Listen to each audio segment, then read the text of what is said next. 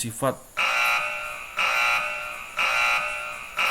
luas. Online study Dr. Tabando.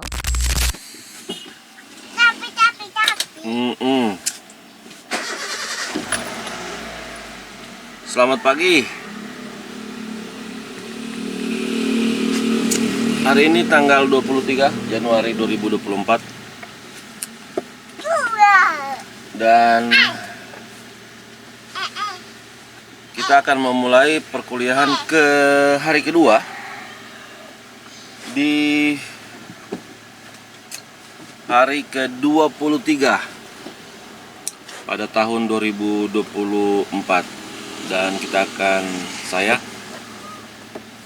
kuliah keduanya itu dimulai dari mata kuliah teori dan paradigma pembangunan. Kemudian kita akan masuk di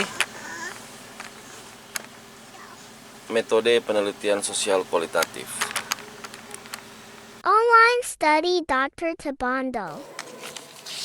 Halo mahasiswaku, menyambung materi perkuliahan kita, teori dan paradigma pembangunan pada konten sebelumnya, dimulai dari pemahaman teori dan paradigma, kemudian di sini kita melanjutkan pada ruang lingkup pembahasannya. Ruang lingkup pembahasannya sangat menaruh perhatian pada substansi dari teori dan paradigma pembangunan.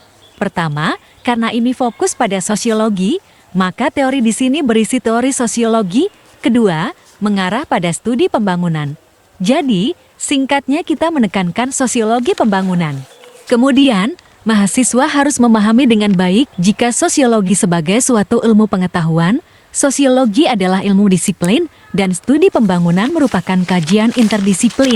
Keterkaitan antar sosiologi dan studi pembangunan itulah tampak dari substansinya, di mana kita lebih memahami substansi teori dari sosiologi atau umumnya substansi teori yang menggambarkan beberapa hal tersirat dari karakter ilmu pengetahuan, baik menyangkut sosiologi ataupun studi pembangunan.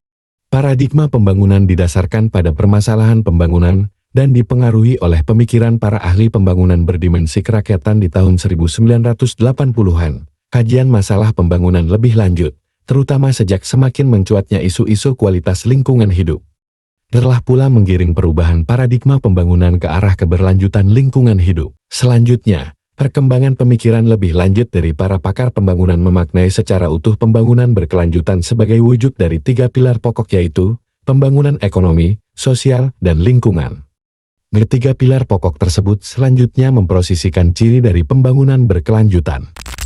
Di mata kuliah teori dan paradigma pembangunan, mahasiswa wajib mengetahui ada 4 pilar utama. Dan 4 pilar utama ini menjadi penguat dari ruang lingkup yang akan kita bahas. Ruang lingkup dari mata kuliah teori dan paradigma pembangunan. Yang pertama, pilar pertama, kita akan bicara soal pembangunan berkelanjutan atau sustainable development. Kemudian kita nanti akan membahas pilar kedua berkaitan dengan sumber daya manusia dan pembangunan.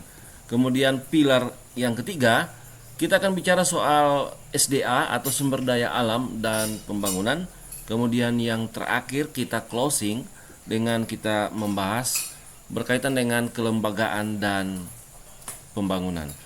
Kemudian dari keempat pilar dari pembelajaran kita berkaitan dengan teori dan paradigma pembangunan, maka ruang lingkup pembahasan kita pertama, Pemerataan infrastruktur sosial.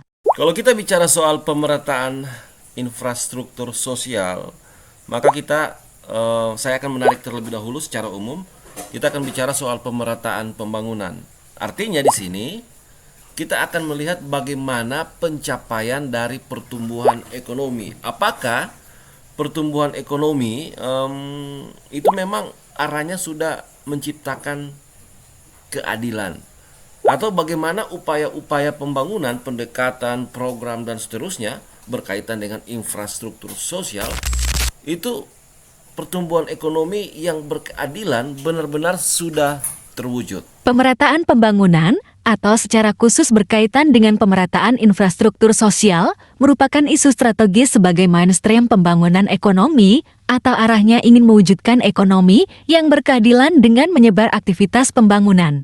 Strategi kebijakan pembangunan yang berpihak kepada pemerataan pembangunan dan pertumbuhan ekonomi yang berkeadilan akan terus dipacu guna lebih meningkatkan daya saing menuju kemakmuran yang berkeadilan. Kemakmuran yang berkeadilan sejatinya merupakan jawaban terhadap berbagai masalah ketimpangan yang masih menjadi tantangan besar bangsa Indonesia ke depan. Ketimpangan yang terjadi antara lain dapat dicermati dari angka kemiskinan, tingkat pengangguran, dan pemerataan pembangunan infrastruktur. Khususnya konektivitas antar wilayah. Konektivitas antar wilayah menjadi penting mengingat masih terdapat sekitar 10,7% penduduk yang berada di bawah kemiskinan dan sekitar 5,6% yang menganggur dan nyaris miskin. Ketimpangan pembangunan antar wilayah, khususnya wilayah timur Indonesia dan daerah perbatasan atau terluar Indonesia masih menjadi tantangan tersendiri. Singkatnya di sini, jadi pemerataan infrastruktur sosial itu memang diarahkan yang pertama, bagaimana pendekatan pembangunan atau perencanaan pembangunan dapat mengarahkan kebijakan-kebijakan pembangunan untuk mengupayakan sektor informal dan sektor formal dengan dua bagian domain, misalnya domain publik dan domain privat, itu memang bisa disebar atau bisa dihidupkan sehingga itu akan membantu secara representasi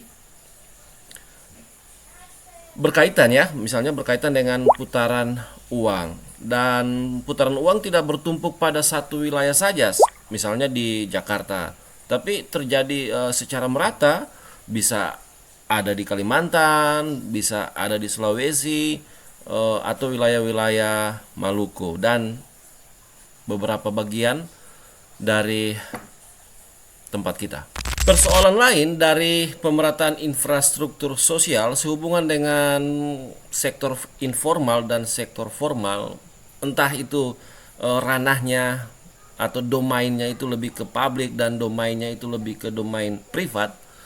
Saya menilai setelah pemerintah mampu menghidupkan, membuat spot-spot dari infrastruktur sosial. Sebagai contoh misalnya di tempat saya di Pamona Puselemba, Kecamatan Pamona Puselemba, kita punya pasar sentral. Itu bukti kemampuan dari pemerintah menghidupkan atau menyediakan atau membuat atau merencanakan spot-spot berkaitan dengan sektor informal. Nah, contohnya itu pasar yang mengarah ke Boyolali. Bagian ini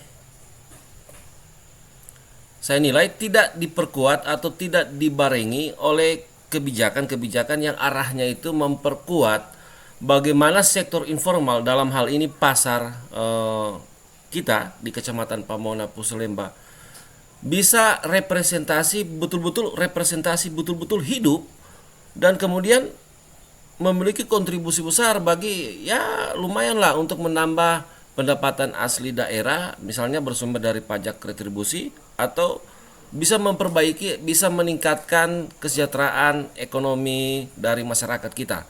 Sayangnya memang ya seperti itu kendalanya. Jadi tidak ada kebijakan yang dibangun atau pendekatan-pendekatan kebijakan pembangunan yang arahnya itu memperkuat kapasitas dari pasar kita yang ada di Kecamatan Pamona Puselemba.